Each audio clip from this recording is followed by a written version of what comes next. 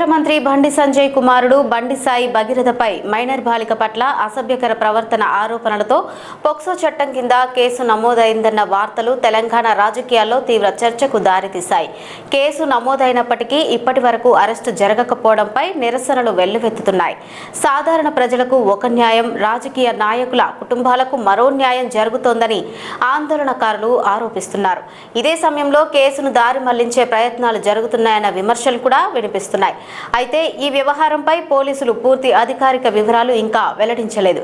దర్యాప్తు కొనసాగుతున్నట్లు సమాచారం. ఇప్పటికైనా నీ మంచితనాన్ని చాటుకో. ఒకవేళ నువ్వు నిజంగానైతే ఇందులో ఆ కొడుకు ప్రమేయం ఉంది, నిజంగా ఉంది కాబట్టి అది పోక్సో కేసు నమోదే. తక్షణం ఇలా నువ్వు నిబద్ధత చాటుకోవాలంటే నీ కొడుకుని తీసుకుపోయి పోలీసు వాళ్ళకి సరెండర్ చేయి. నీతులు మాట్లాడకు. నువ్వు జీవితంలో ఎప్పుడైనా కూడా మైక్ ముందుకు వచ్చి మహిళల గురించి మాట్లాడే హక్కు కోల్పోయినావు బండి సంజయ్. నువ్వు ఇక ఈ రాష్ట్రానికి సంబంధించిన క్యాబినెట్ మంత్రులు సమ్మక్క, సారక్క, వీరనారీల రక్తం ఉంది, మాలో పౌరుషం ఉందని చెప్పుకునే సీతక్క ఎక్కడ పోయిందో, కొండ సురేఖమ్మ ఎక్కడ పోయిందో, రాష్ట్ర కాంగ్రెస్ మహిళా కాంగ్రెస్ వాళ్ళు ఎక్కడ పోయిందో, ఒక్కరంటే ఒక మంత్రులు స్పందిస్తలేరండి బాబు. మంత్రులంతా క్వారంటైన్లో ఉన్నారో ఏమో మరి ఆ దేవుని పేరుక.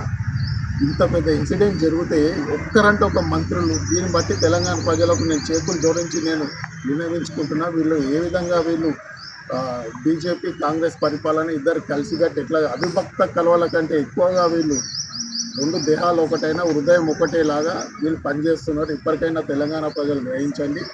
బండి సంజయ్ మరోసారి నీకు హెచ్చరిక జారీ చేస్తున్నాం. నేను తెలంగాణ రాష్ట్రంలో తిరగనీయము.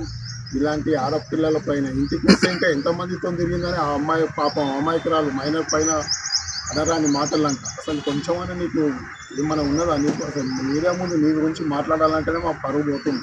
అంటే దిగజారిపోయినాం. తక్షణం మళ్ళీ చెప్తున్నా, తక్షణం నీ కొడుకుని తీసుకుపోయి పోలీస్ స్టేషన్లో సబ్మిట్ చేసి నువ్వు తక్షణం రాజీనామా ఇచ్చేసి అప్పుడైనా తెలంగాణ ప్రజలు కొంచెం శాంతిస్తారు.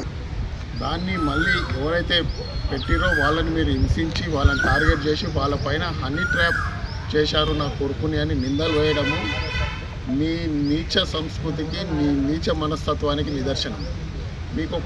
మీరు మంత్రి హోదాలో ఉన్నారు, కేంద్ర మంత్రి హోదాలో బండి సంజయ్ గారు. హనీ ట్రాప్ అనేది 17 ఏళ్ళ అమ్మాయికి వర్తించదండి. నువ్వు ఎట్లా మాట్లాడుతున్నావు, నువ్వు ఎట్లా మంత్రి అయినావో దేవునికి ఎరక. 18 ఏళ్ళు దాటితేనే హనీ ట్రాప్ అనేది చట్టం వర్తిస్తుంది.